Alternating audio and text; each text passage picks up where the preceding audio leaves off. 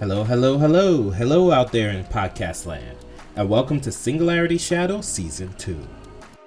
And for today's episode, it's my first in what I hope to be a multi-part series in my exploration of Black spirituality. Though I must admit, at the time of this recording, I have yet to interview any other participants in this series. So I'm reaching out to you, dear listener. Yeah, you. Regardless of what your spiritual beliefs are, whether you're agnostic, Christian, Muslim, or you believe in any of the hundreds of religions that are out there, I want to hear from you. I'll leave some details on how to reach me in the description, and you can reach out to me and we can arrange an interview. Until then, please enjoy this episode as a taste of what is to come.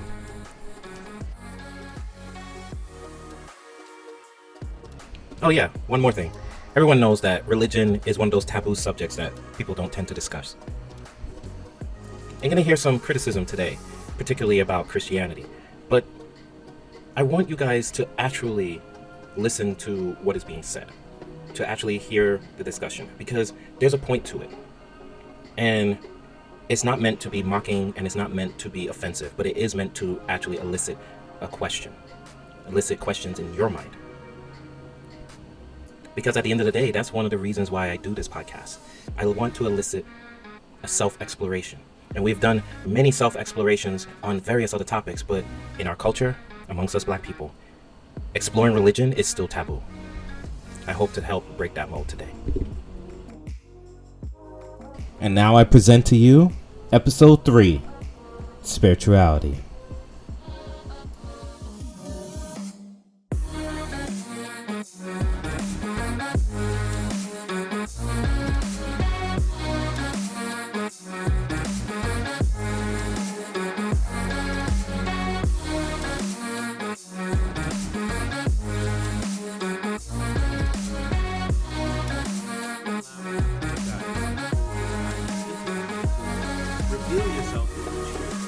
Especially since you are an author, a published author, you may want to plug. I don't know. Giving you that option. I'm staying in the shadows for now, and we'll just go by Empress because that's who I am. When my counterpart is ready to show her face, she'll be out. All right. Well, Empress Devine, I am happy that you took the time to sit with me on my currently, but not always, mediocre podcast. And I don't mean mediocre in a bad way. Just small. It's just really small. I only have 12 followers right now. But 2021, we'll see how that changes. Now, there's several topics I wanted to talk to you about, but the main theme for today is spirituality, religion and spirituality. I also thought about doing this as a panel. And I may still call you back only because, religion with regards to Black people is very diverse. But as I was telling a few of my friends before when I was coming up with these topics, from the outsider's perspective, hell, even from the insider's perspective, even from us growing up, we only tend to see one thing, which is mainly Christianity. We don't really hear much about Black people worshiping other things, except don't be following that voodoo nonsense. That's the only thing we hear growing up. Christianity, don't follow voodoo nonsense. And it's like there's no in between. There's literally no in between. So my whole point of this particular series is to explore the various avenues of what it means in terms of being spiritual, religious, Black and spiritual, Black and religious. And just for full disclosure, just so everybody knows, I am a self-described agnostic. I was raised from many different Christian backgrounds, but predominantly Pentecost. Yes, you heard that right. Pentecost. So I was raised with a church background, but I definitely shied away from that. And I am more on the agnostic side of things. And I would say probably if there was a spectrum between agnostic and atheism, which there is a huge difference between the two. But on the spectrum, I'm probably leaning more atheist a little bit. little bit. I mean, I'll let y'all decide based on how our conversations in this series go. But I am definitely on the, there is something out there, but I don't want to self-describe what it is. You guys may call it God. I say it's a universe and that it's alive. We'll just start with that. With that said, Empress, how do you define yourself? I am still defining myself. I was raised in a Roman Catholic church. I come from a people, I'm Haitian American, that have hid their practices and intertwined it with the beliefs of the Roman Catholic Church. I believe there's a God. Is it the way they described it in church? I believe not. From the things that I've seen in life and the miracles that I've witnessed firsthand and heard of secondhand, I know there's a higher power. Some call it God, some call it the universe. I just know it exists, and I know that it favors me. Not to say that in a cocky way, but um, whoever is on top, who's ever running this show and created all of this loveliness we call life, definitely has a heavy hand in me being here today. Okay, well, then I didn't ask this of anyone else, but now I'm curious based on that statement. Why Empress Devine? Empress Devine came about when I was about 18, 19 years old. I used to take the dollar van to school because it was right in front of my house. It would pick me up and drop me literally right in front of the school. The easiest commute ever. And one of the drivers is a Rastafarian, and he told me to, he just one day decided to have this conversation with me about being an empress. Like he said that you are an empress and never forget your divinity. No matter where life takes you, never let that crown that's on your head fall down. Never bow down to anybody. Never regret any decisions that you make because you're making them from spirit. Learn to tap into spirit. And he was like, I could already tell you can tap into spirit. And I was 19. I didn't know what he was talking about. I just know that, oh, Empress, that sounds nice. Everybody's calling themselves queen and princess, and you're calling me an empress. I will take that any day. So that's when I changed my handle, going back to the day of AOL from, Lady Polo to Empress Divine. Just wanted to know if there was a spirituality aspect of it. It's just one piece that's part of the journey. I like that. What would you say was your experience growing up in a predominantly Catholic Christian household? Thankfully, my father was very, very open minded when it comes to religion, and he used to have these really intense conversations with people. And I love that. Like, there's these passages in the Bible and the scriptures, and a lot of his friends and family were Jehovah Witnesses, and he would come with these questions, and nobody had answers. And I was like, huh. Why does somebody have? You're the adults. You're supposed to have answers. So me being in parochial school and then going to Bible school, like now I was like, okay, you're a nun. I could ask you this, and my questions were shunned. I was kind of like told to shh. We don't ask questions like that. By the time I got to being 13 years old, I asked. I'm getting ready for my, what was that, the first communion or confirmation, one of the two. And they were teaching about the Father, the Son, and the Holy Spirit being one being. And I wrote this, I thought at the time, wonderful essay about them being three different people. And I got called into the nun's office. And she told me and my brother, who had nothing to do with this, that if I didn't say that the Holy Spirit was one, I wouldn't be able to receive my first communion confirmation, and neither would my brother. What do you mean And by one? they say they're one body, they're one and the same. Like Jesus and God is the same person, and the Holy Spirit they're just all one. But I, in my heart, at 13, felt that they were three, and at that point, being forced to say that this is what I believe when it wasn't, it was like, is this what they were talking about in school when they said the slaves were forced to be Christian?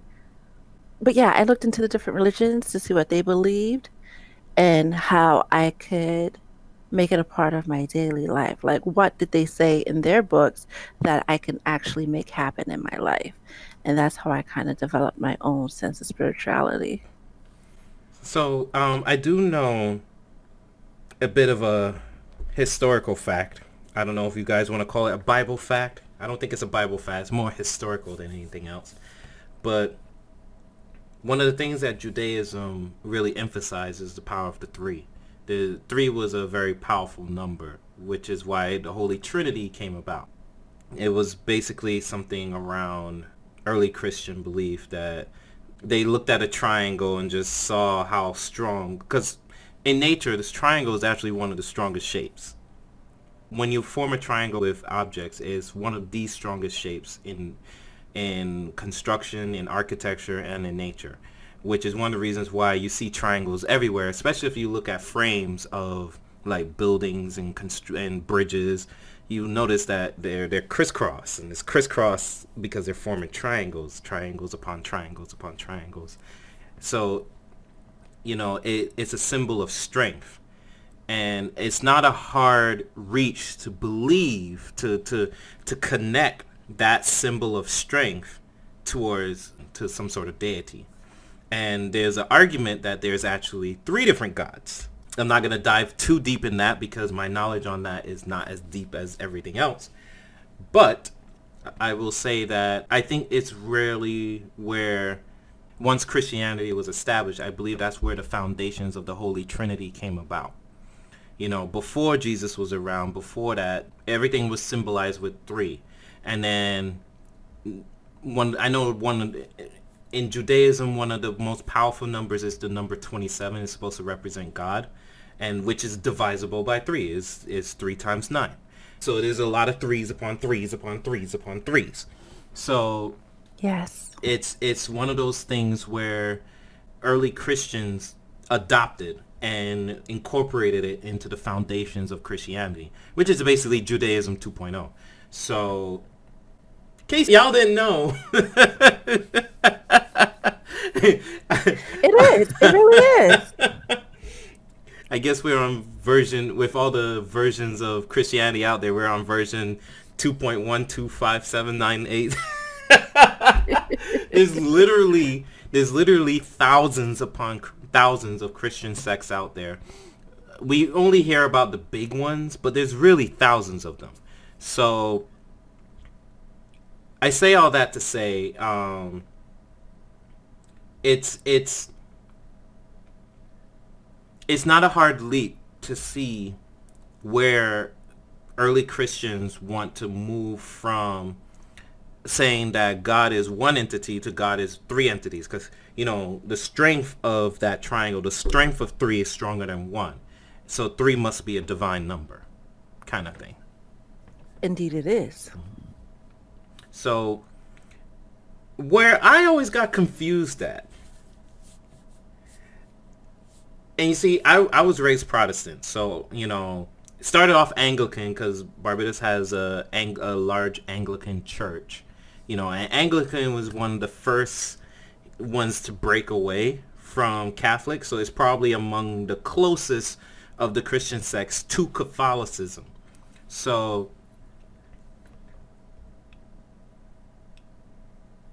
the thing is that where I had a problem with, so we all know the story of Mary and Joseph. I mean, I don't think we know the details of it, but we all know the story of Mary and Joseph. And I'm going to expand on this a little bit later because I'm going to keep coming back to this one. But if God and Jesus are the same entity, so he impregnated Mary to give birth to himself. That's what they want us to believe, yes. Why?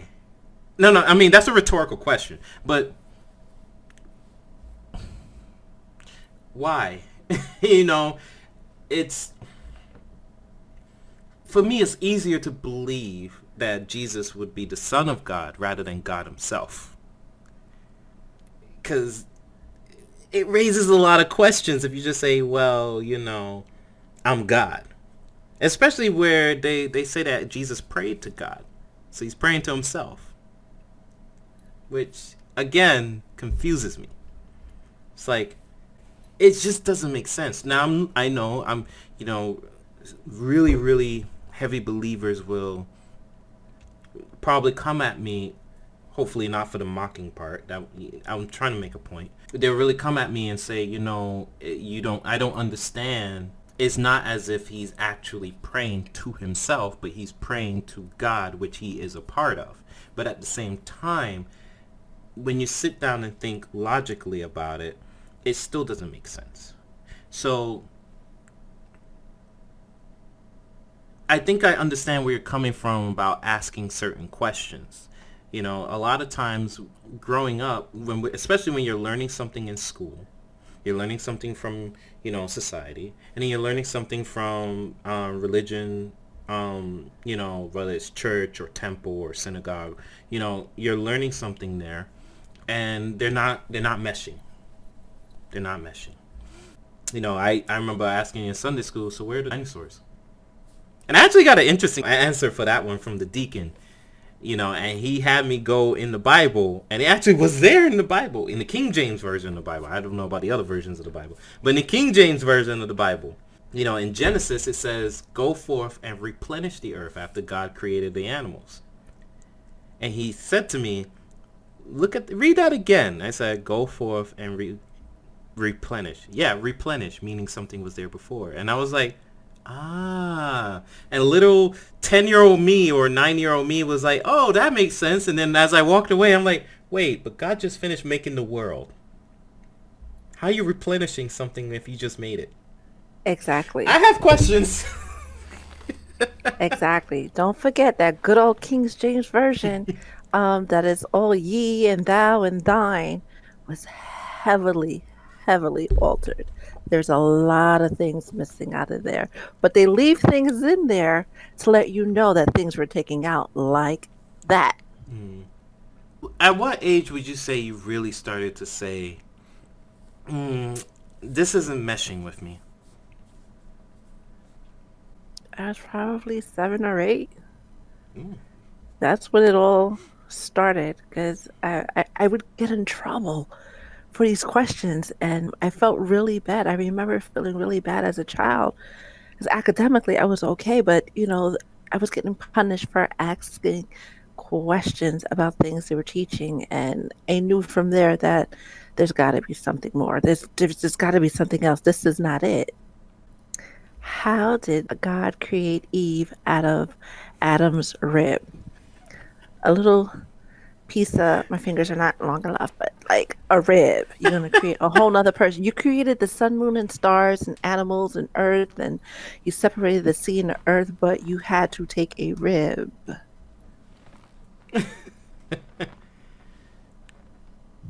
That I never understand. And I kept pushing on that one. And when I got older, I found out other theories about creation, about how man and woman were once one. And the gods saw that they were too powerful together, so they were separated. And I was like, that could have been where they got in the rib part from. But then I found out that Eve wasn't the first woman that God created. So it's just like, now you really have some explaining to do. Like, how did we come apart?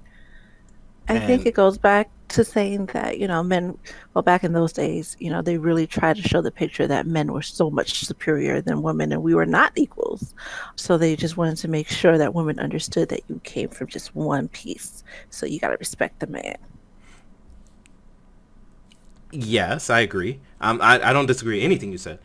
My question is, and the first woman, by the way, is Lilith. My question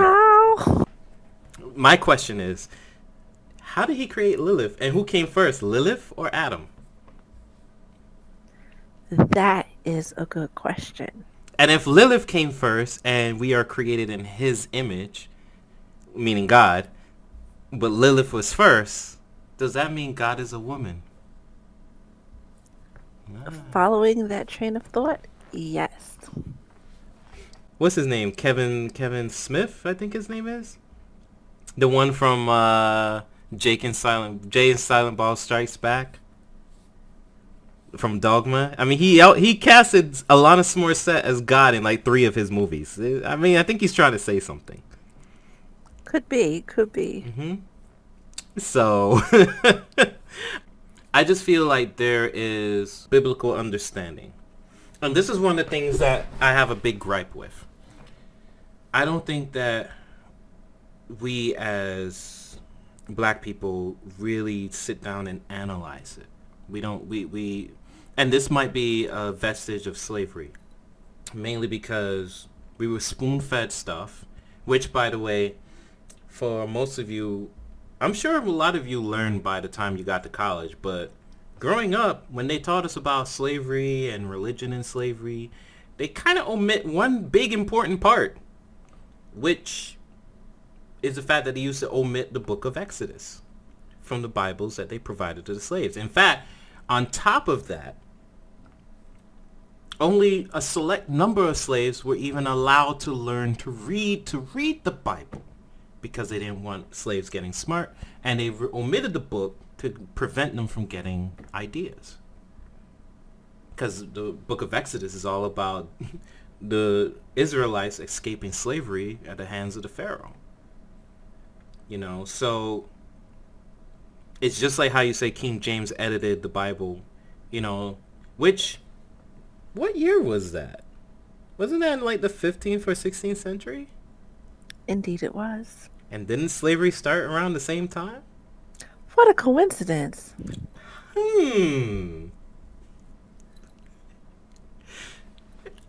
I think there's a lot more there than we really choose to explore. And this is one of my gripes about my people. You know, I feel like for us to truly heal and move forward from the vestige of slavery as a people, we need to analyze every aspect of our lives on the damage that it has done. And, you know, people are attacking the land, people are attacking the politics, people are attacking the financial aspect, but nobody's really saying much about the spiritual aspect. And I think that equally needs to be attacked.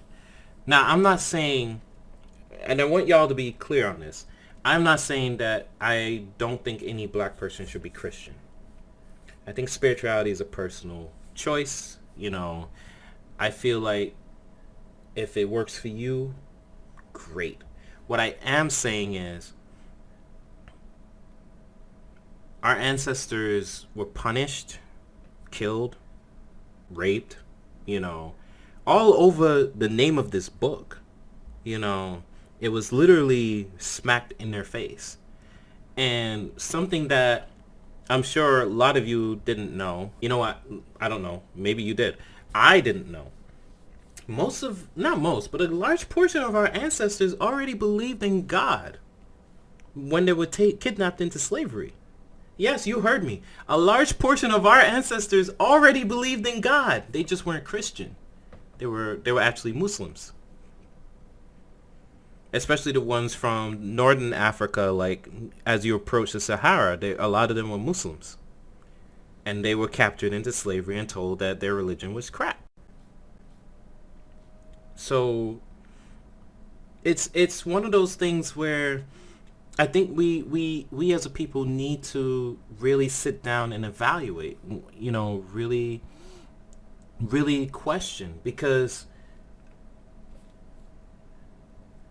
as it's taught to us, I have a lot of questions. I have a lot of issues with Christianity.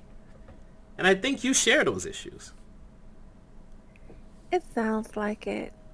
It's something that was diluted to begin with and then spoon-fed to us, like you said, and we were already serving a God. We already believed in God. We already had multiple gods and angels and saints that we worked with. But they told us that our religion was crap and we need to follow the way. Mm-hmm. Or get kicked off this ship. Or worse, yeah, get killed.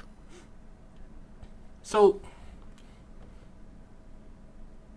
what would you say is the straw that broke the camel's back for you? Being pushed and forced to believe something that I knew for a fact wasn't true. Like I knew it in my spirit.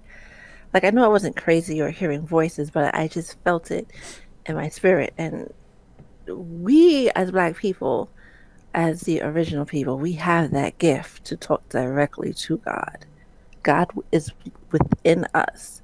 So to have someone adamantly, an adult, tell me that I can't get what I'm working for unless I submit. That's essentially what she was telling me. That was the straw that broke the camel's back because I spent many years after that just searching and digging and searching and digging. At one point, I hated the church.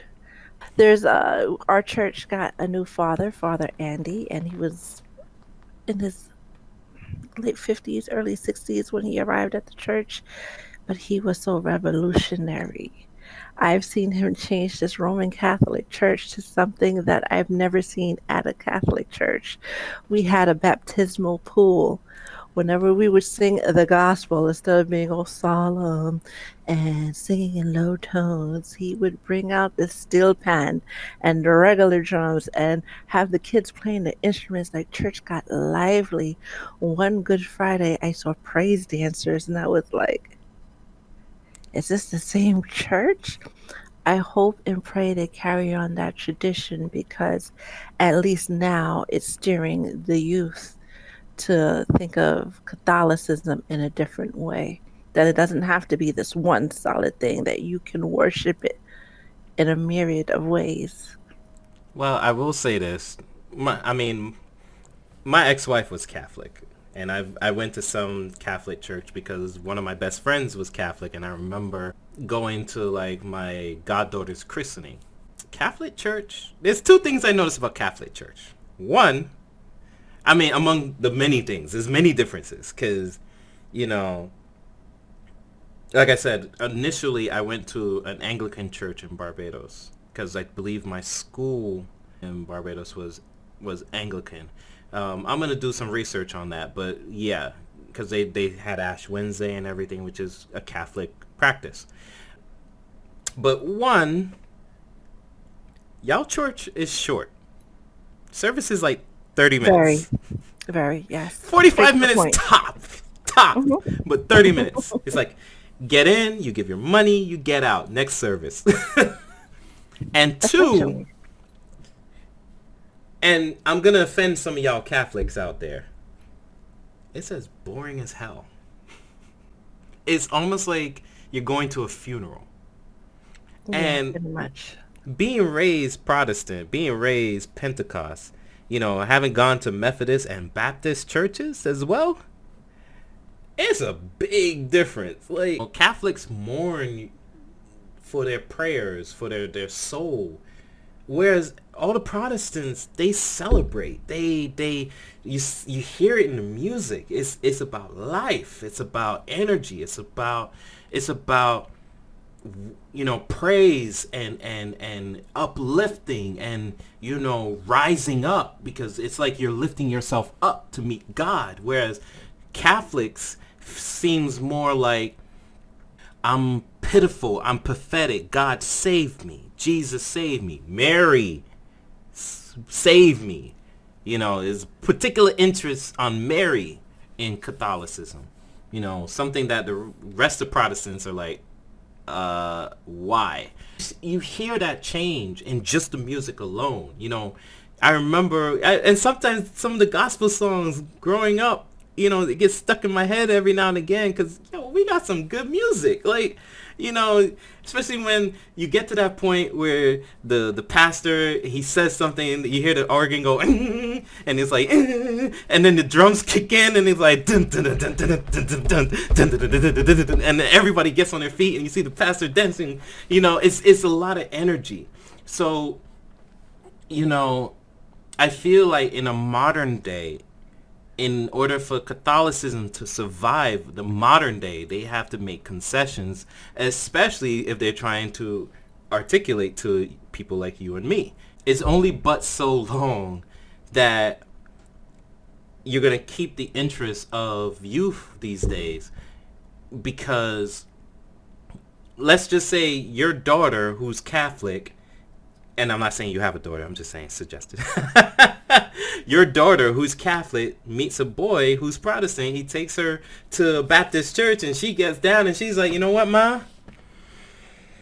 Nah, I'm not feeling this Catholicism anymore. It's it's it's just a difference. And I think on top of that, what we as black people have brought to the church, and I don't like to take credit for this.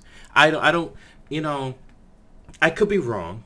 I don't think I am, because I've seen the difference between black Baptists and black Pentecost and white Pentecost and white Baptists. There's still the praising energy, but the energy is different. It's very different. You know, for black people, it's almost like our souls are like little nuclear bombs and they're just exploding with energy. Whereas, for other demographics, mainly white people, it's more like a firework. It's like that one kid that has the cymbals and they're really excited. They go, tss, whereas we have the whole drum set and we're just going. So, and I like to take credit as a people. I would like us to take credit for that kind of energy that we brought to the church, because it has fostered a more attention to the church. It has fostered a more energy towards the church. And for a time, I think it actually worked in the church's favor because of the fact that, segregation aside and racism aside, it brought a lot of money into the church because it brought a lot of people that look like you and me into the church, But you mentioned something else that I wanted to touch on, is the duality of spirituality when it comes to black people. Like I was alluding to earlier, we don't question certain things, but there's a duality in that we have to do what we're told. We have to do, we have to swallow that pill. But at the same time, you have questions that are not being answered, questions that burns in your soul and you feel that needs to be answered. Because, like, I could tell you some of the questions I had. I already told you about one with the dinosaurs, and two with Mary and Jesus and God. And I mean, that's kind of weird. It's really weird. It's weird how they explain it, but I'm sure the actual account makes a lot more sense. Jesus was great in what he did. There's too much evidence that points to him not being God. He was the Son of God that accepted everybody for who they are.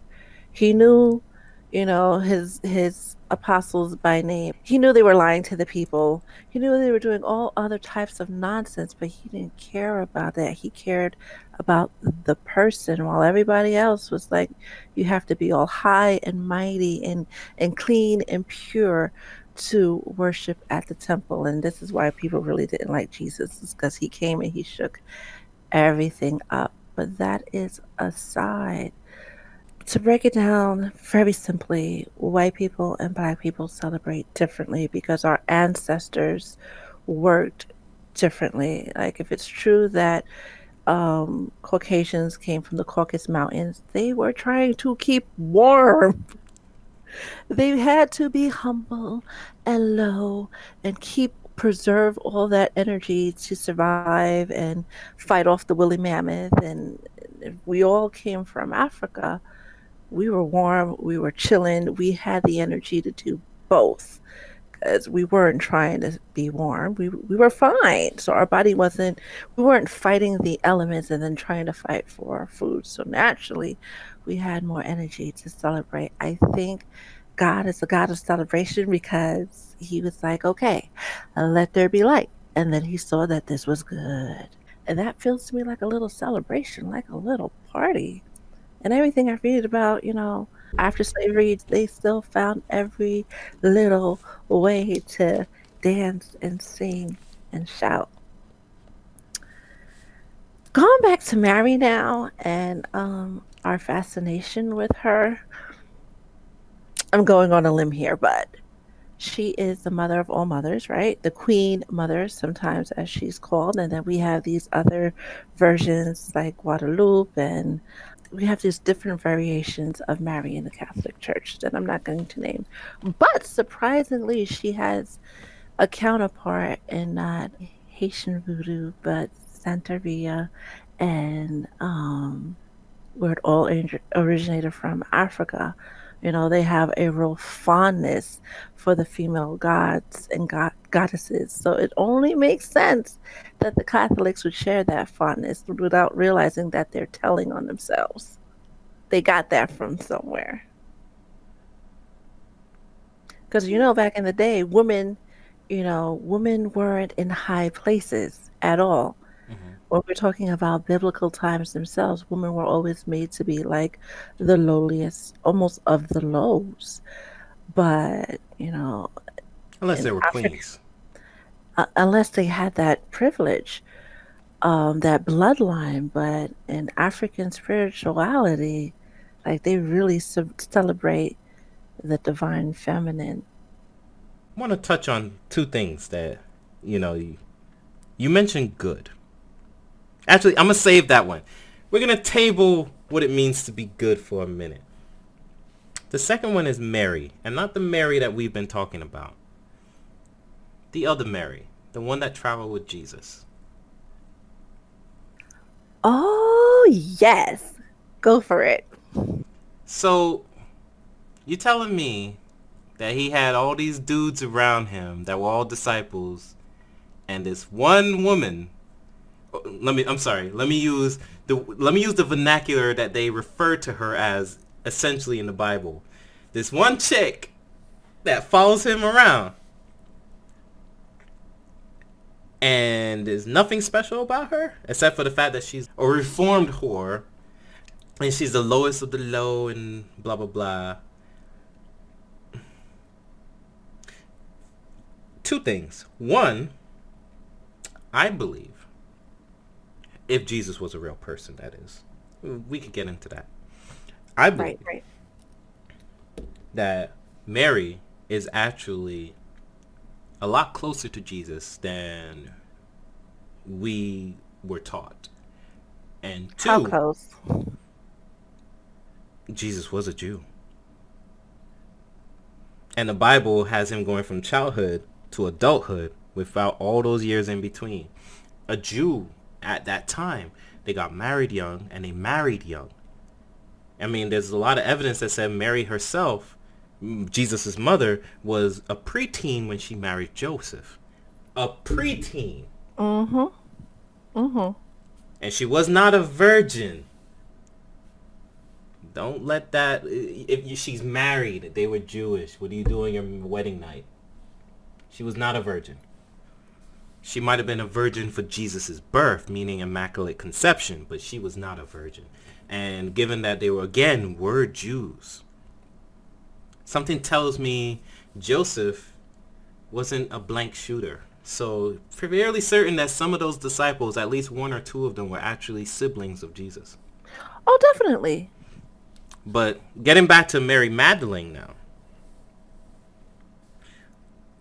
I believe that she was actually, if not the wife of Jesus, she was definitely the girlfriend, essentially, of Jesus, or his, for lack of a better term, buddy. And I say that to say this, because Jesus was a hippie. If Jesus was to come back today, I would expect that he would be a stoner. He had the long hair. He didn't care about, the seriousness of stuff. He was like, chill, man. Peace will prevail. Let the light inside of you, and it will carry you through life. He was not a strict and serious person. I believe that too, because we all know where ganja came from. So, with that being said, who's to say that he married Mary? He probably didn't marry her, but he kept her close. Close enough that I don't think she was just an ordinary follower. I believe she was also a disciple. And if not a disciple, the disciple. She was meant to carry on his word after he died. But because she was a woman and because he was no longer in the picture, her voice got silenced. I mean, we don't know what happened to her after. It's almost like she just, poof, vanished. There's no Book of Mary. There is a Book of Mary. Well, in the Bible, I mean. Right. We just don't have access to it. Again, we're going off a time where women didn't have freedom. So if a woman is outspoken or doing something that's not the norm, oh my God, she's a whore. Right off the bat, she's a whore. She gets labeled with this title. I've always believed that, especially when the passage where she's washing his feet with her hair, that is really intimate. Like, I'm not going to do that just because you're the Messiah. Like, I'm going to do that for somebody that I know who's the Messiah and I love very, very deeply. Like, that is my counterpart. And there's a lot of evidence to point that, like you said, if she wasn't the wife, she was definitely as a disciple, because that would mean that she was out there preaching with him, and people don't want to admit that either. And maybe the But mother of his children? quite possibly, but we don't know because there's no after story. We don't get to keep up with Mary Magdalene. She had to have carried on something from him, but we just don't know what it is. She comes across as somebody that truly loved the work and truly loved Jesus, but we weren't to be privy to that, because then women would know their place, so to speak. And there's a passage, I believe, in Revelations where we talk about the 144,000 that's going to be saved. And there's another place where he talks about separating everybody and sending them into the world by twos to do his work, right? So if you're sending people in the world to do by twos and you send us Jesus, Jesus was never alone. Jesus had to have a divine counterpart, just by you saying that you sent people out into the world in twos. So we only heard about Mary Magdalene, so I'm thinking that was the wife and the disciple. Or the disciple. And I think a large portion of that, and we could probably have a whole discussion on Christianity as a whole and breaking down Christianity as a whole podcast in itself. But I think a large portion of that is the emphasis on male control and dominance in the writing of these works and the retelling of the retelling. In fact, none of the books of the Bible are written during Jesus' time. There's before and there's after, but none during. And there's not to say that there aren't books that weren't written in Jesus' time. I'm sure there are. In fact, before the Bible was created in the 10th century? When was the Council of Nicaea? Like 960 or something like that? It was some year like that. The Council of Nicaea were the ones that determined which books went in the Bible. Google it. Before that, there were literally hundreds of books until the council got together and say, you know what, we're going to make one grand book and incorporate all of these other books into it. So that means someone sat there and went through all of these books. A whole group of people, rather, went through all these books and determined which ones were adequate enough. And these are things that, again, as a person who is of the black persuasion, I like to say, we don't question. We need to question. The generation that's coming up, the teenagers, the people in their 20s, mid-20s, they question everything. Mm-hmm. But so We're do on we. the hills. I think we started that, hey, what's going on here? But the ones that come after us are really pushing the agenda, like, show us proof. Like, a lot of these religions, I could speak for Catholicism, by the time that I'm very elderly, may not even exist. If it does exist, it won't exist in the way that we have it now because there's just too much of a history of doing wrong and having secrets and using the religion to subdue other people. It's just too much of that. It's been too much being quiet, too many lawsuits. Mm. Okay, for Catholicism to stand as the way that we know it. I think God has really had enough of people using His name in vain. Well, that's another thing. And I used to argue with people a lot. Y'all know who y'all is, because some of you I still argue to this day.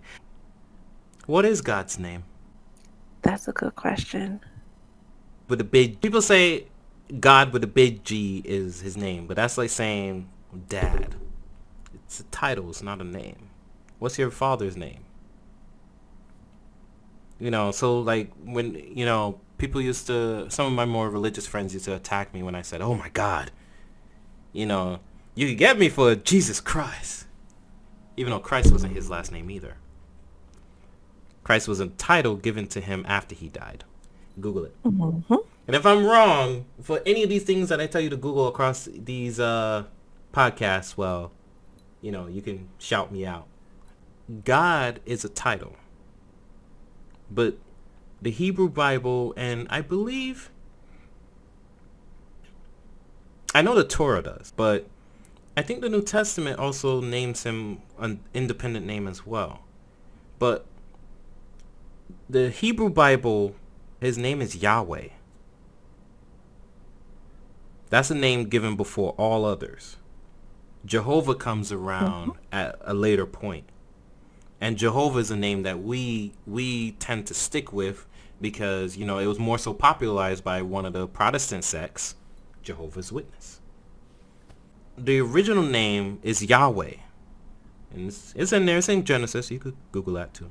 But also the meaning of taking the Lord's name in vain, people use that out of context. Or at least in my interpretation of it, is taking it out of context. It's basically, it's like calling on God for assistance when you don't mean it. You're taking advantage. You're using his name in vain. I agree. But that brings me back to something that I wanted to talk to you about. Good. You mentioned how he created the earth and it was good. He created the heavens and it was good. He created the animals and it was good. Who created good? That, pun intended, is a good question. Like, all of this stuff is subjective. Mm-hmm. Like, it's been spun around and dwindled and rearranged and remixed just so the ruling class, man, not spirit or universe, that wants to rule the world, threw these words in there so we could have a sense of good and evil. Because if we're good, then we get to go to paradise and all things will be great. If we're evil, we're going to get punished on earth and we're going to get punished again when we die. So we have this dynamic of building really good citizens. That was the hope and the wish, I guess. But we have this wonderful thing called free will. So regardless of good, bad, or evil, people are going to do basically what's best for them. Now back to the creation story. Whatever mood he was in, or spirit was in, or the universe was in, or she was in, when they decided, you know what, I need company. I need something to do. Let me make an earth. Let me call it the earth. In that moment, they were like, they liked it. They had to have liked it, or else they would have been like, yeah, no. Instead of the earth, I created this instead. But everything they did, they really, really liked it. Which kind of paints the picture then that God knew exactly what he was doing and he signed off and okayed everything because it was good. But what people forget to realize is that in addition to creating man and the earth and the heaven and the stars, he created the angels and archangels. And who is the biggest angel of them all that people love to talk about? Lucifer himself. So if you have somebody creating all this good, How'd you create a bad seed? The nuns couldn't answer that question for me. And being that that was a hotter topic, again, pun intended, I kind of strayed from asking questions about the devil. I want to explore that, at least touch on that. Like I said, we could probably do a whole podcast on just Christian studies. Um, is there things that you believe transcend God? That's outside of the definition of what God can do or is. It literally transcends God, or at least the Christian God. Philosophically, I want to say yes. Spiritually, I want to say no. Philosophically, because if God is all knowing, all seeing, right? And we're made in his image, right? So we're supposed to be all knowing, all seeing. So we wouldn't be able to make faults. We wouldn't have anything that's impossible for us. But as hard as we try, there are things that are physically impossible for us to do. Like I could want to get on a balance beam right now with all of my heart and all of my soul, but it's not happening. No matter how hard I wish it. So if I made in his image and there's things that I can't do, there must be things that he can't do. But spirit tells me that there's things that he just doesn't do. It's not that he or she cannot do it. They just choose not to do it for whatever reason. Like he threw Lucifer to the earth out of heaven and was like, off with you, but why didn't he just like erase him? Why did he just kill him? Maybe because he can't. Scandalous. Scandalous. I mean, You could be right. as far as I know, in terms of religious studies, Lucifer was the first creation of God. He is essentially God's firstborn, and he's the most powerful Mm-hmm. entity outside of God. Mm-hmm. He's stronger than all the other archangels. He was God's right hand man because he was God's son. He is God's son. He's the light bringer. Exactly. The reason why I asked if there's things that transcend God, and this is where at this point, if I haven't already, I lose you more listeners. The nature of good and evil. As you say, if God is all-knowing, all-seeing, omnipotent, omniscient, omniscipient, omni-everything. If God is all-knowing, all-seeing, knows what's going to happen, all, predestined everything, knows the path of the quantum particle, which is impossible to determine. Google it. Why would he allow evil to exist? But I would argue a being that is omnipresent, omnisapient, omni-everything is also capable of much evil as it is as much good. And at this point is where a tree falls on my house, by the way. Say no such thing because you're speaking the truth. Again, all the beings were made in his image, including the angels and archangels. So if Lucifer, Satan, the devil, is really this badass, that means it's within him. And to take it a bit further, like growing up watching, especially the Tom and Jerry cartoons, how when Jerry had to make a decision, he would have God or an angel and the devil. We all have that within us. Like even psychology tells us that we're born to be murderers. We just, in the sense that we're surviving. We're just not killing people randomly. But we're all capable. We're well capable. It's just a matter of Well degree. capable. But we tone it down. We rationalize. We think things through. Like I don't have to kill this person to get their parking spot. Like I just have to wait for them to pull out. But it's that evilness is within us all, and we just choose whether or not to let it show. Is it evilness though? And who determines what is evil?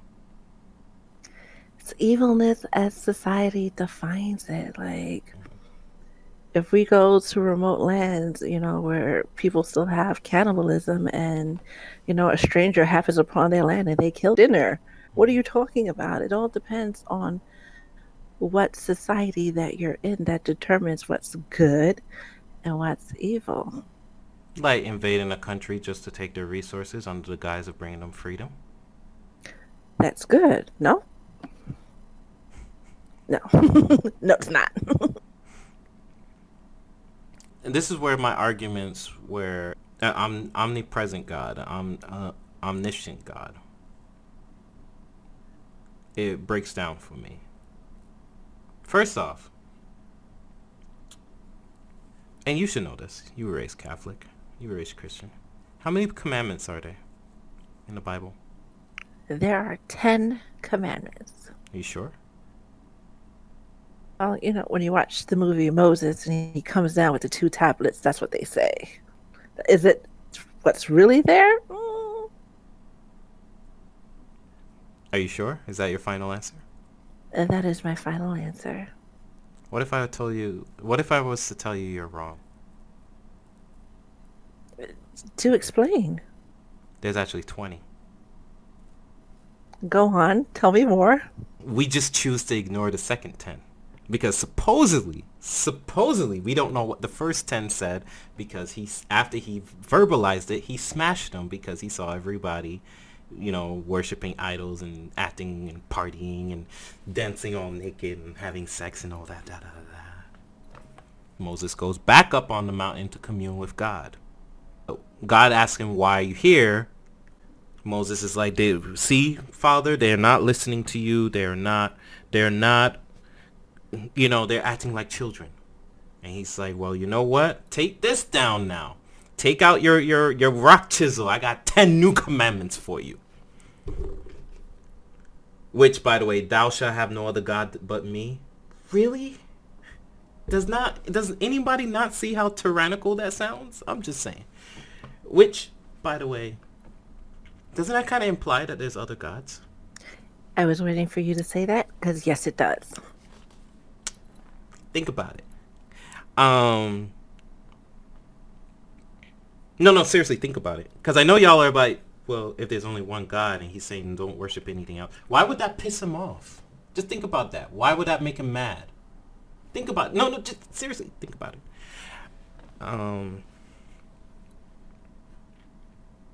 But yeah, he chisels out 10 new commandments. A couple of them are the same, so maybe you could say, all right, they're not 20, they're more like 16 or something like that. Because a couple of them are the same, they're just phrased slightly differently. But then he has stuff in there about, what is it? Bathing a goat in its mother's milk. Eating unleavened bread. What is unleavened bread? Seriously, I've Googled that. I still don't understand that. What is that? And it's a commandment, so it's serious. This is like the law. But yeah, you could open the Bible. You know what? Let's do that. Let's do it.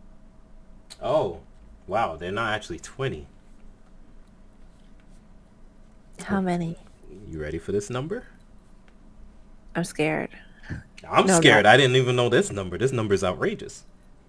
How many commandments are there? So from Genesis through Deuteronomy, there's a total of 613 commandments.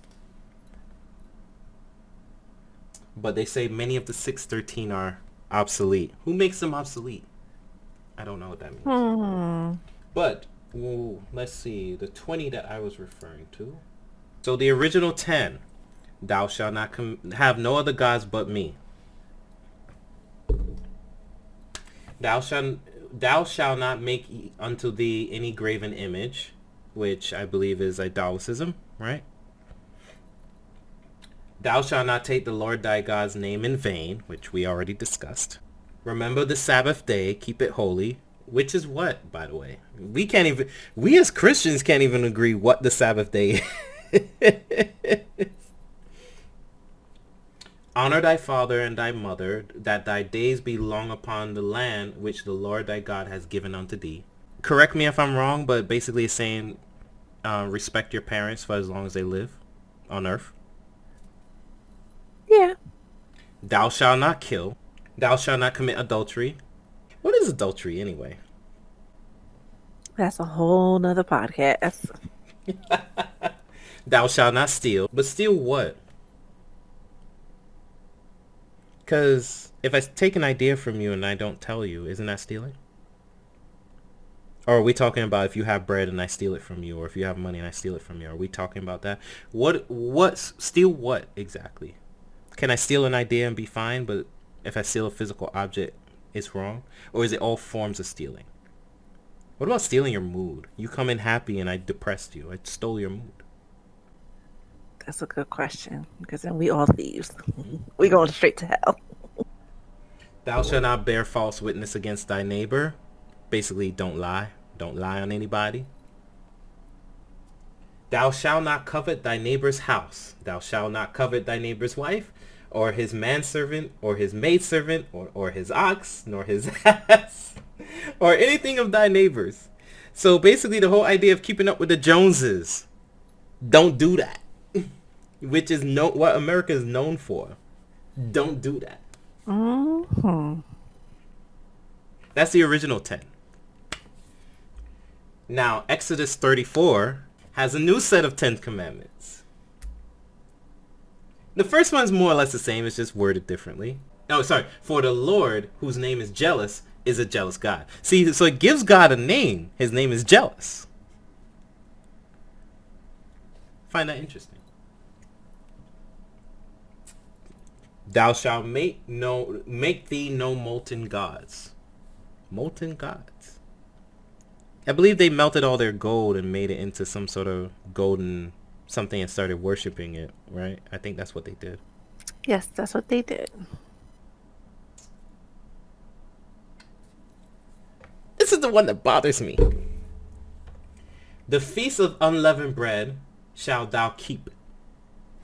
What? What is unleavened bread? Do I eat that? I eat a lot of bread. What is unleavened bread? Could somebody point to an actual unleavened bread and tell me what it is? Like, is it something with the yeast? Is it a flavor? Is it the way it's fermented? Like, explain that. Somebody, please. I always thought it was bread that was made without yeast, so it doesn't rise. How's it bread? Like roti.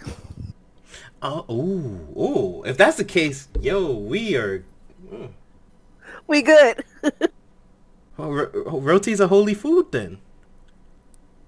Yep. Awesome. Okay, cool. This one is interesting. All that openeth the matrix is mine, and every firstling among thy cattle, whether ox or sheep, that is male. In the New King James Version, the translation for matrix is the female womb. So basically, you're a woman, so you're not gods. I need the New England version, the new version of that. So it sounds like the firstborn of everything, the first male born, is God. It belongs to God. Which explains why, there's a lot of sacrificing of the firstborn and the male sheep and the firstborn son and all of that. That explains a lot of that. Mm-hmm. Matrix is a euphemism for the woman's vagina. Which is why he asked for all the males. It is the portal to creation. 6 days thou shalt work, but on the 7th day thou shalt rest, which is basically, remember the 7th day, keep it holy. Thou shalt observe the feast of weeks. Thou shalt not offer the blood of my sacrifice with leaven. Leavened bread? So basically, if I slaughter a goat and say, hey God, here's a goat, don't give it with bread. So then I guess roti is unholy if I'm eating, if you pray for your roti before you eat it and it's mixed with meat. I guess that makes it unholy. Oh, gosh. Neither shall the sacrifice of the feast or the Passover be left unto the morning. So basically eat everything now. If you're going to sacrifice something, eat it all. The first of the first fruits of thy land shall be brought unto the house of thy God, which sounds like a tax to me. So, sounds very man-written. We can touch on that. And the 10th one, thou shalt not seethe a kid in his mother's milk, which the kid being not an actual kid, but the goat. Don't Don't slaughter a goat and bathe it in its mother's milk, which is a very weird thing to say. And not if you're performing witchcraft. The whole point of bringing all this up is the fact that this is stuff that's in the Bible, and our parents, their parents, all the way back to when the first slave ships brought us to this world. You know, the slave masters. They're the ones that gave us these thoughts and told us to ignore everything else. Although we didn't learn about this bit until, you know, slaves actually either got away from their masters or after when, you know, slavery was abolished and full-blown Bibles were going around. Because remember, this is an Exodus.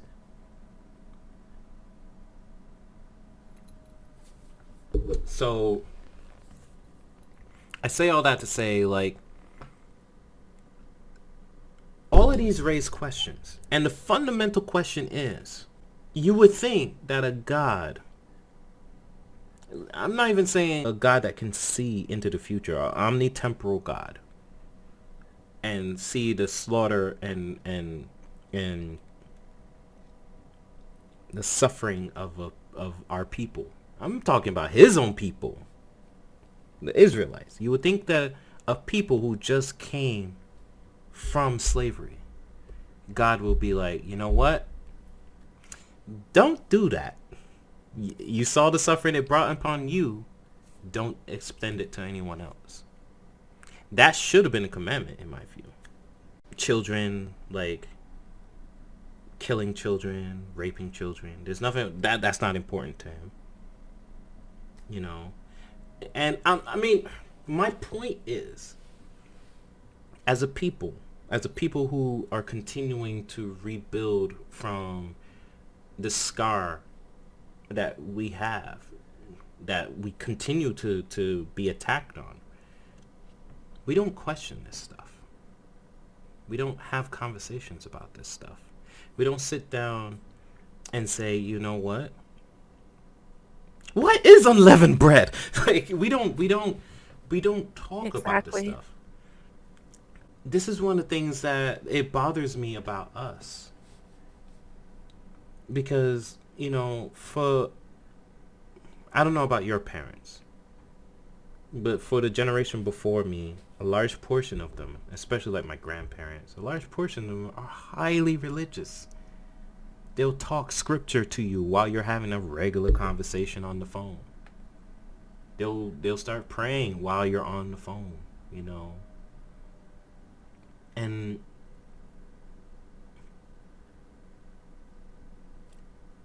I don't want to take their joy, their spirituality is important to them.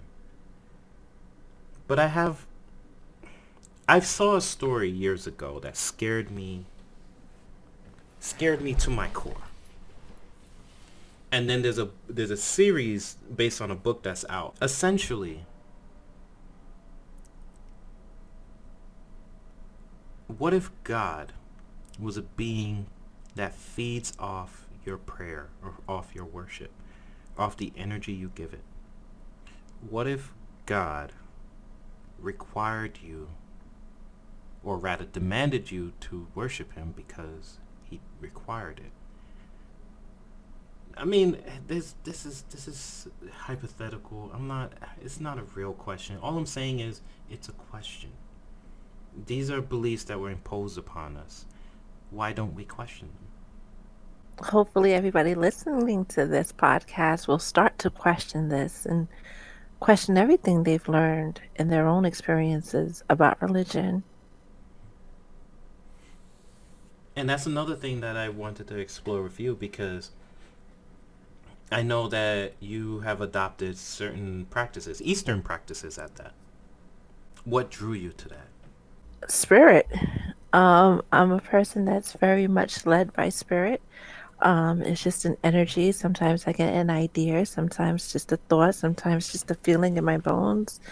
And I got drawn into looking up at the stars and the moon and their effect on the earth and their effect on me and how they affect everybody in meditation, and that's when things really took off, and I felt a closer connection to God. In the Bible, they tell us astrology is wrong, that's witchcraft, but it specifically tells us in Genesis that He created the stars to help man understand messages that He sends to them. So, of course, ergo, there would be astrologers and psychics, like in the book of Daniel. So, if it was in the Bible, why is it so wrong? And the meditation aspect is also in the Bible. Like Jesus had to step away from the disciples. Like prayer is a form of meditation. It's just you and yourself and the higher being. So being in that space and learning about that and watching miracles happen right before my eyes, I knew right then and there. So this is like my early 20s that Catholicism is not what they teach it to be. There's a lot of good things in the Bible, a lot, but there's so many things that are missing. There are so many things that connect us to the other major religions that people are like, oh no, because I'm Muslim, I can't, I just can't understand why Catholics do this. And Jews are like, I just can't understand. But the system was designed that way to keep major groups of people separated so that the ruling class can do what they do. I think all major religions have been tampered with, but so far, Catholicism, but I use that gift of understanding how the stars move, how to read energy, how to tap into people's auras to help. That's what Jesus wanted to do, right? He just wanted to help the people. And Jesus knew the people, He knew them by name even before they were formally introduced. And I think that's a pretty cool thing to know somebody is a murderer or an idiot or any negative connotation you want to throw as a title for somebody, but still being able to speak to them as a human being and love them on that human level that God supposedly intended. But so many people have twisted His words or twisted what the scripture is supposed to be that we've gone away from what love really is. And this is what it all boils down to. Is just finding the love and spreading it as much as I possibly can.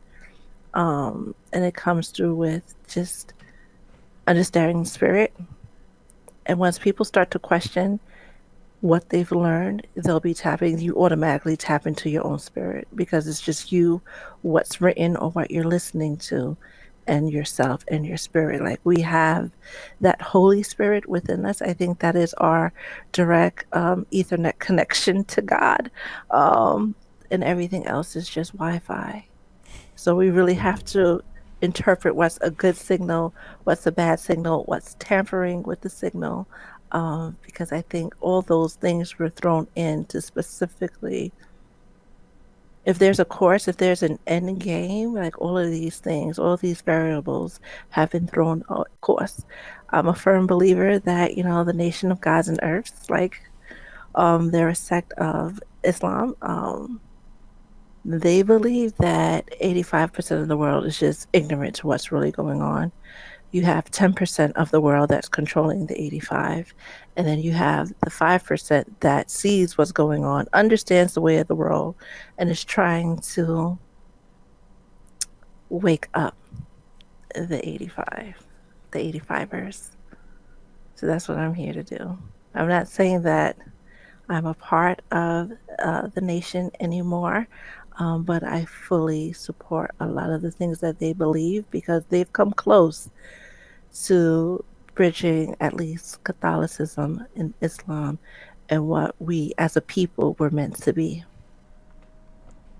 So I never knew that. So you were Muslim.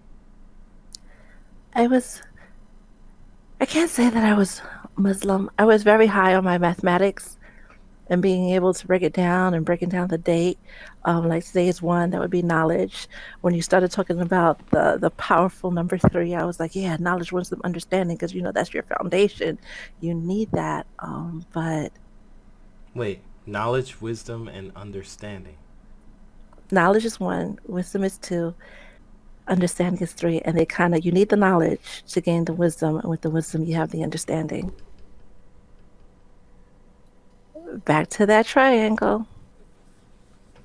That's the foundation. People that I came across, they were very strict, they were very rigid about how a woman should look and being covered up in that three-fourths of cloth. And I get it. You do want to hide parts of you that, I guess other people might find attractive. But then I'm a person, I hate rules.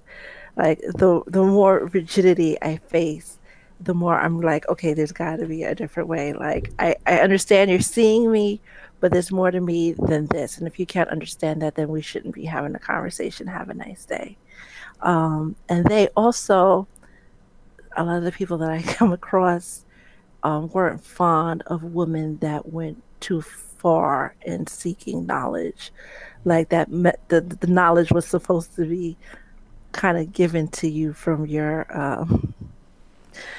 king, your god, little g.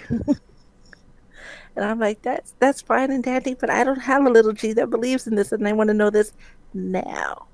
Um, but yeah. So I was like, all right, this has been fun. I've learned a lot. Moving on. How did you come across them? Hearing a customer talk about supreme mathematics in the bookstore. I'm That's what that fascinated with was. numbers. Yeah, I'm I've heard something like fascinated. that years ago, and I just thought it was. I mean, I didn't stick around, but I heard someone talking about supreme mathematics, and I was like, okay, well, there's only one math. Oh, and that's back when I used to be a mathematician. I know all about math. Keep it moving. And it is the only truth to the universe, and I think that's why they stuck to like really having the cardinal numbers and like each one representing something and putting them together to represent something else. I think this is what the earth was founded on. Like there's really only 0 through 9. Everything else is just a combination of it. And a base 10 setup. Yes, in a base 10 setup, like really on a really fundamental level, not on a mathematician level, on a really, really fundamental level, yes. That's interesting because, like I said, I remember years ago hearing someone talking about supreme mathematics, and I just thought it was like, okay. Google it, look it up. It's very, very interesting. So I think it's safe to say, like, you took the pieces of what worked for you on from that, as well as from your time with Catholicism and other spiritual faiths. Because you've done a spiritual walk. You've done a spiritual seek, so to speak. Profoundly. I've done a profound spiritual walk. Like, I know who they are, but then part of me is like, that you're saying too much, you're saying too much. Simmer down, simmer down. But I've just seen too much. I've heard too much to not know that this connection is live. The time spent learning about the nation of gods and earth was kind of like the capstone moment. That was all the outside learning that I needed to do because everything else came from within. Like I said, they had a lot of great, great teachings. I was really fascinated by the fact that they use Allah as an acronym, meaning the A was for arm, the L was for leg, and then the other L is for leg, and the other A is for arm, and the H is for head. And when you draw that out, you draw a picture of a person. So that Allah is God and God is man, and the black man is God. In Um, English. in English. This is why this is just, and they were heavy on the black man being God, and I'm like, the cradle of civilization is in Africa. The mitochondrial Eve is a black woman. The black man being God. I don't know. I like it. It sounds wonderful. Us being the original people. Yes, I lean towards more than that. Us being God's chosen, the way we've suffered through the ages at the hands of each other and others, I kind of believe that as well. Yeah, a lot of their stories in the Bible mimic stories that we learn about Egyptian and Greek folklore and Roman folklore. There's like a lot of similarities, more so with the Egyptian than the other two, but there's just the Bible has grown to be some kind of mishmash of different things that people want to pass off as Catholicism. What would you say is the most fundamental thing that people can learn from your spiritual walk? Like, if there's one piece of advice that you can give everybody, especially people from, black and brown backgrounds, you know. And again, like I mentioned in my previous podcast, I don't have nothing against white people, but this whole thing is about black voices, and I want this podcast to help us understand ourselves. We're essentially rebuilding what it means to be a people. Our identity is ever changing and ever evolving because we literally have to build it up from the foundation up, and it keeps getting knocked down. So on a spiritual sense, this is why I want to explore this topic, because on a spiritual sense, we've had our spiritual history literally taken from us and imposed upon us something that our ancestors didn't believe.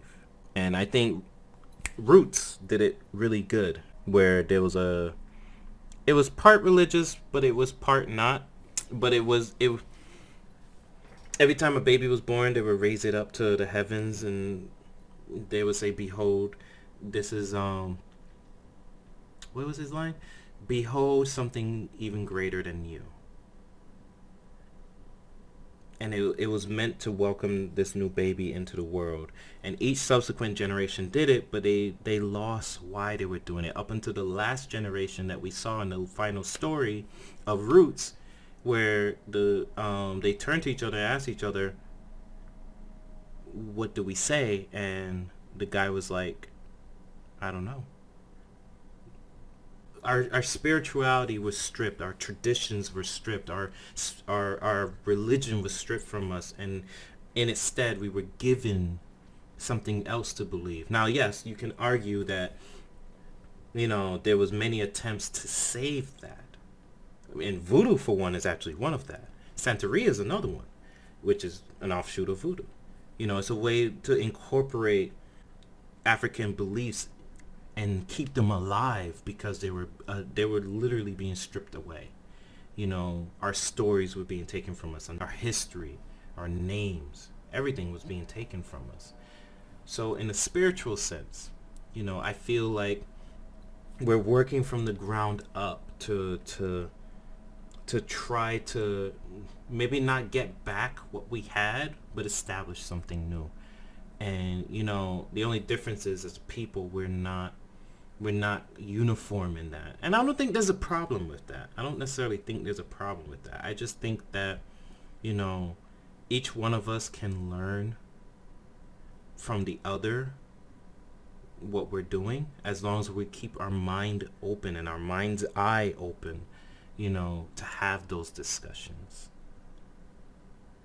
you know and that's why one of the things that attracted me to your story, you know because I mean, from the moment I met you, I was like, you're different, especially when I learned that you were Haitian. Don't take this personally, especially being married, having been married to a Haitian, and having been with multiple Haitian women. I'm sorry, y'all are everywhere, y'all are lovely people, but having had those experiences, I know the depths of the strength of religion in your people. you know I know that. So to meet someone who basically said nah and walked away, and it's like, what do we have here? Like, so I feel like that's an opportunity for you to share your story, because we need to start communicating. We need to start having these discussions if we are true. What it is to truly believe, to truly understand, and to truly comprehend, all of these facets of what we are as a people. And spirituality is one of those things. And I'll come back from my tangent. Yeah, It was sorry. a wonderful one. Something that you said that really stood out is opening your mind's eye. My journey worked for me, and I was free. I didn't have any backlash or any questions from my family. My dad actually egged it on. When the Jehovah's Witnesses would come to the door, he's like, "You want to speak to them? You want to have a conversation? Should I let them in?" I'm like, "How do I feel today? What questions do I have? No, not today." But opening your mind's eye and seeking the information for yourself, that is where I encourage all your listeners to start. Don't go to astrologers or numerologists or tarot readers. They're great for augmenting and helping, but the real knowledge starts from within. And the only way you're going to learn anything is to take off the shackles from your mind. Any firm, rigid beliefs or biases that you have, let them go. It doesn't hurt to hear somebody out or to learn about a different religion. It's not learning about the different religion doesn't mean that you're going to now make it your own. You're going to be Jew for 15 days. It doesn't mean that. It means learning about how this whole business of religion is and why is it different from spiritual to us, by our parents, our loved ones, the educational system, our society. But spirit is that thing on the inside that leads us. And through different ways, we could tap into it and lead ourselves. So when they say that God is within and we're really praying to ourselves, I'm like, quite possibly that can be. Because if you start talking to yourself on a real psychological level, if you start saying to yourself, I'm a millionaire every single day, regardless of what your financial status is in the moment. But if you start repeating it and saying it, you start believing it. And all of a sudden, opportunities for you to become a millionaire magically fall into your lap. Now, is it really magic, or you've conditioned yourself to believe this one thing, that you only see things that align with that one thing? Religion is the same way. If you have a certain belief that homosexuals are bad, oh my God, and every time you see one, you're like, you're what? Uh, you would cringe. But if you release that and change your view on what makes people bad or good and just be open to understanding people in the world, you're well on your way of your spiritual journey. Do you remember a video I sent you called The Egg? And for you guys, I encourage you to just check this video out. The Egg, it's a short story, and for me, I'm not entirely sure I completely agree with it, but I've always had an inkling of what it's trying to say. I could play it for you really quick because it's a short video. It's probably like 5 minutes. I just think it's one of the most powerful short stories out there when it comes to understanding what oneself is in reference to spirituality. Because it's not about religion. Although it references religion. It's not about religion. It's about spirituality being oneself. Let me just pull it up here so you can see what I'm talking about. Please do. That was really cute. And powerful. Indeed. So, and this is why I was saying to, I want people, I like stories like that. I do, because I kind of was picking up on it when he mentioned, did I encounter myself at any point? If you're sending me through time as well as space, because we tend to have a linear concept of time. And not to mention the fact that, if for those of us who do believe in reincarnation, we would think, oh, we're going to come back after this life. But, the idea of transcending time as well as space, the moment he brought it up, I'm like, wait, what if everybody was me? And then when he said that, I was like, oh, I like that. That is so awesome. Very interesting. It's very interesting to even think about. And like I said, I don't think that this is right, but I always have a thought of, what if I'm God? Not necessarily that other people aren't God, but what if I'm God? Because, like, and I'm sure you've thought about this yourself. I'm sure everybody's thought about this themselves.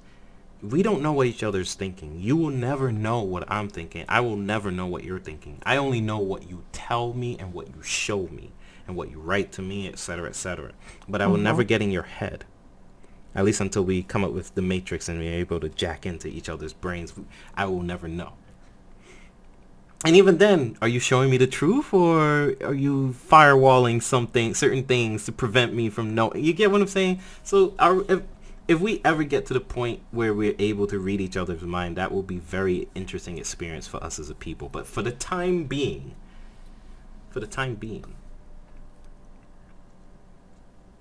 is always a question, and I think it goes back to the ancient philosophers like Socrates. I don't know if it was Socrates that asked this, but how do I even know if you're real? How do I even know I'm real? I mean, I think, therefore I am, but am I? Am I real? I look at my hand, and let's just take a second to appreciate this. Light takes time for me to see my hand, to get from my hand to me. And there's an actual speed of which it takes for my brain to process me wanting to make a fist and me actually making a fist. There's an actual speed. We know the speed. We looked it up. We tested it. There's an actual speed. And there's actual speed for us thinking as well. Because it's neurochemical. It's electrochemical system. So it's not instant. So there's an actual speed to our conscious processing power. There's actual speed to me looking at that light behind me. So we're never really experiencing things in real time. We're always lagging. It's just a degree of lag. And the further you get away from the object, the more you see that lag. Like the sun is 8 minutes away by light. What we're seeing when we look at the sun is 8 minutes ago. The closest star is 4.3 light years. I say all that to say, if there's a physical limit on what we can do, what we can perceive, what we can experience, there's a physical, measurable limit, then how do we even know if we're actually doing that, or are we reacting to that? And if we are reacting, what are we reacting to? What is sending that initial thing? What is sending these words saying to me, hey, I want to use this little orifice here to speak to you, to say this nonsense that will hopefully get you thinking? People like to say we have a soul. I don't know. I feel that we are a physical manifestation of a higher dimensional entity. I do feel that way. I don't know if to call that a soul. Because getting just a little bit scientific real quick, on a temporal sense, on a four-plane temporal sense, if we were to be able to exit the third dimension and look at it on a fourth dimensional plane from the perspective of the fifth dimension, looking down towards the fourth and third dimension, we wouldn't look like this. What we would look like is a long stringed out entity that has curves and bends because of all the directions we travel through life, and you will start from when that zygote was initially fertilized to when we're dead in the ground. It will be one continuous entity traveling through space and time, and we will perceive it as a physical physical entity. It's a physical entity. If you're looking down from the fifth dimension, perceiving the fourth and third dimensions, that's how we would look.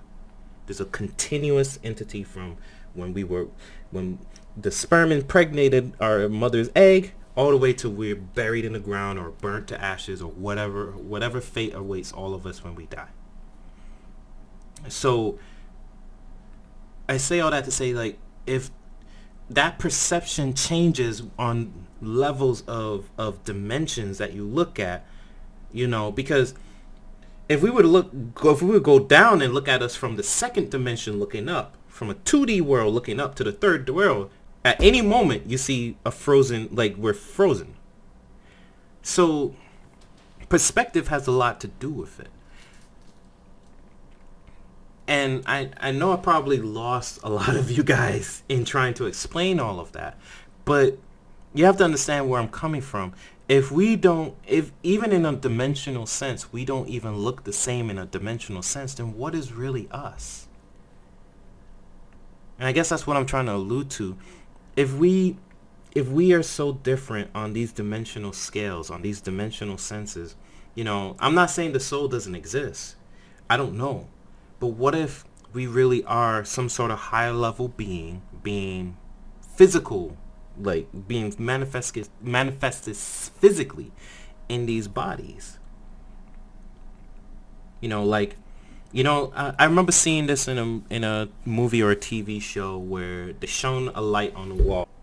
That's what we see. That's everything. That's our lives. That's our being. That's everything. But what we don't see is the flashlight. And I remember taking that and I was like, that's interesting.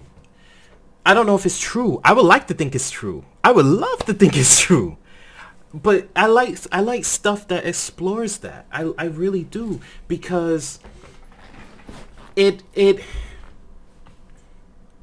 gives us the ability to sit down and question who and what we are.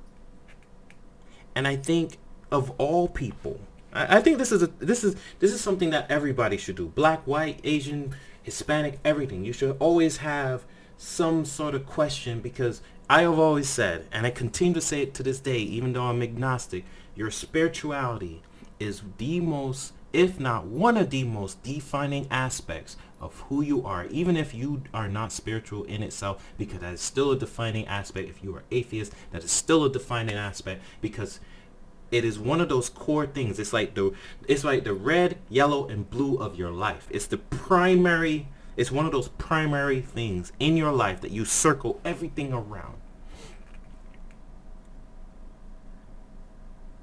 If you do not,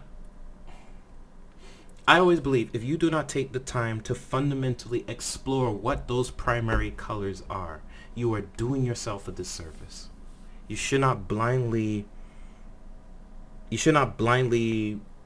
say blue because you like blue or whatever. No, you should sit down and understand what makes this blue. What makes this category blue? Why is this in this category? What is this? If you truly want to transcend what it is to be who you are and truly understand where you're going in a spiritual sense, I think you need to question your spirituality and explore that.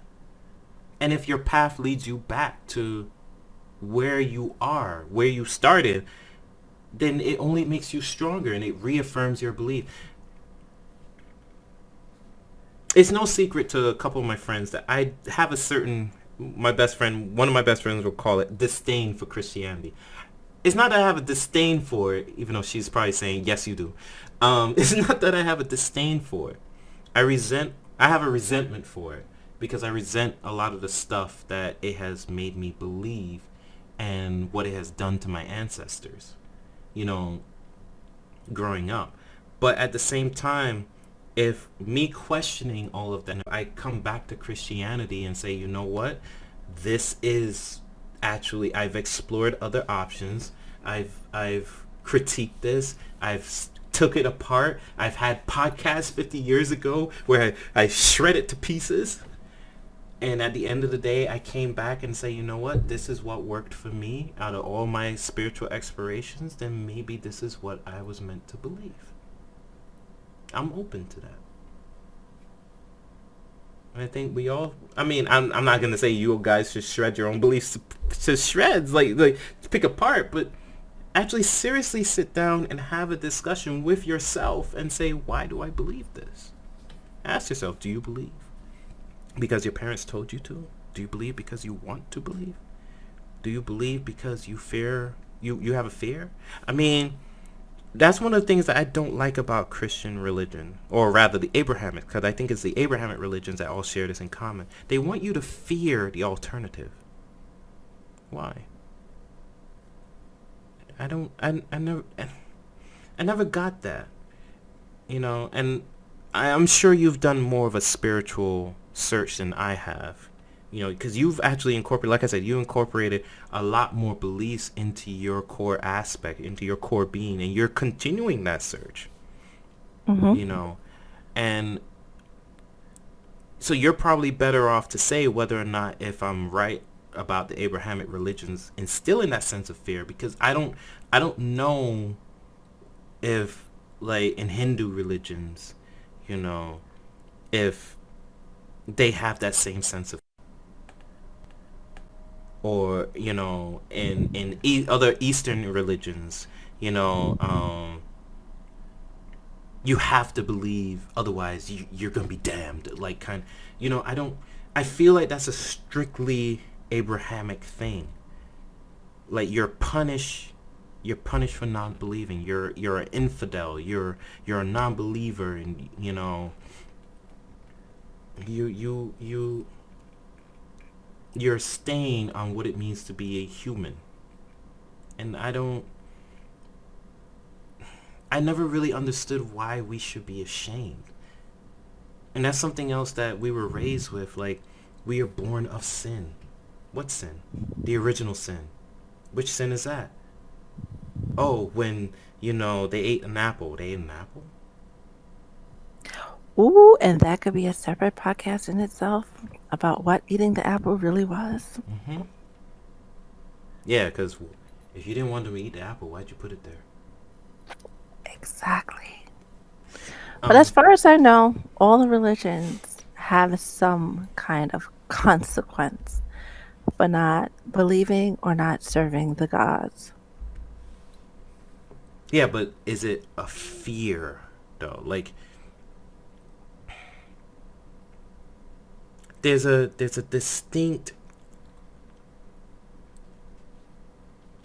there's a distinct I can't articulate it, but I think you know what I'm getting at. I do. In certain religions, the consequences are way harsher or seen or are painted to be way harsher than others, like going to hell and what hell is. perfect example. Going through these dating profiles, single brother will single brother. I have a particular woman that I am looking for, mainly black. I'm sorry, I like black women. I do. I love black women. I love me some black women. One thing that I would see almost in, I want to say 50% of black women's profile, maybe 40, maybe 40. They want a God-fearing man, or they are a God-fearing woman. And I'm saying that mainly not because it's a turnoff for me, but I'm saying that growing up in a religious household, in around the religious people, going to church, I hear that all of my life. But now on a dating app and seeing it written in words on a dating app, God fearing man. So you want me to fear God? Why? Would I be afraid of a God? Yeah, I mean, I think anybody would be afraid of anything that can manipulate space and time and all of reality. I think anybody would be afraid. I mean, would you be afraid of a black hole? Yeah. So, yeah, but you distinctly want someone that actually subscribes to being fearful.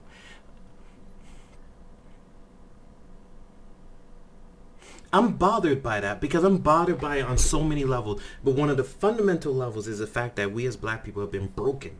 We have been broken down and beaten down.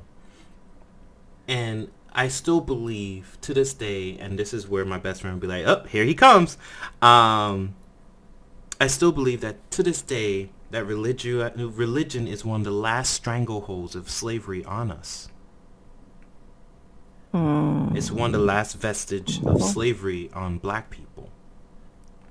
So for you to say that you want a God-fearing man, you want someone that is only willing to think as far as to the point where they fear the reprisal of God. And, you know, for instances where it's like, you know, killing people, harming other people, that's good. That's great. That's awesome because, you know, you have someone with a sense of decency towards other human beings as per Christianity. But when it comes to other things, like you mentioned homosexuality. Growing up, I was raised Christian. I did not believe in homosexuality. I was all, God made Adam and Eve, not Adam and Steve. And it took a long time. It took me a long time to really put that aside. And a lot of soul searching and a lot of self-reflecting. Religion did that to me. And I had to really analyze why I believed that.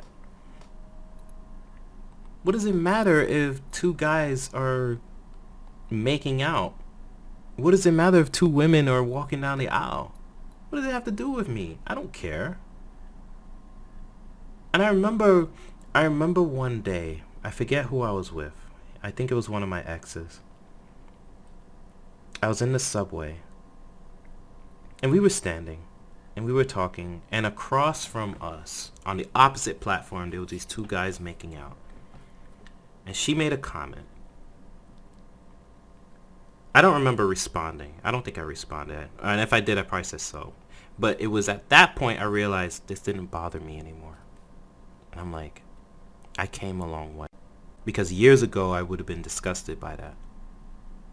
Now I'm watching Degrassi, and there's like relationship between two guys, and when they finally kiss, I was like, yes, finally, like, you know. So I'm like, you know, it doesn't mean that I'm gay. It doesn't mean that I'm questioning. It doesn't mean anything like that.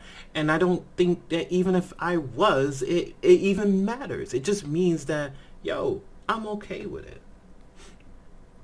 Mm-hmm. I mean, I probably still will have issues with watching, like, two men have sex. Like, I can't really watch Brokeback Mountain. I don't want to. It's not, no. But, you know, at the end of the day, am I cool with it? Yeah, sure. Why not? It has nothing to do with me. You know, I don't care. It doesn't bother me. But I'm saying all that to say, like, that women always say they want a religious, or at least to me. Because one of the big hang-ups with me is like, oh, God, are you sure you don't believe in XYZ? I'm like, I follow a different path. And like, why? You're so great in everything else. I'm like, I just want my kids to have a sense of morals, so I don't have a sense of morals? Interesting. It's interesting. Indeed it is. It's been a pleasure. But that time has arrived. No problem. We could make a series out of spirituality alone, but you're touching on relationships, and I definitely am looking forward to see how that panel goes. I encourage everybody to just really dig deep and do the research to find out who you truly are. I hope they do. I really hope they do. And not just in religion and spirituality, but in every aspect. Yes. But Empress Devine, it's been a pleasure. Thank you for having me. Thank you for agreeing to this.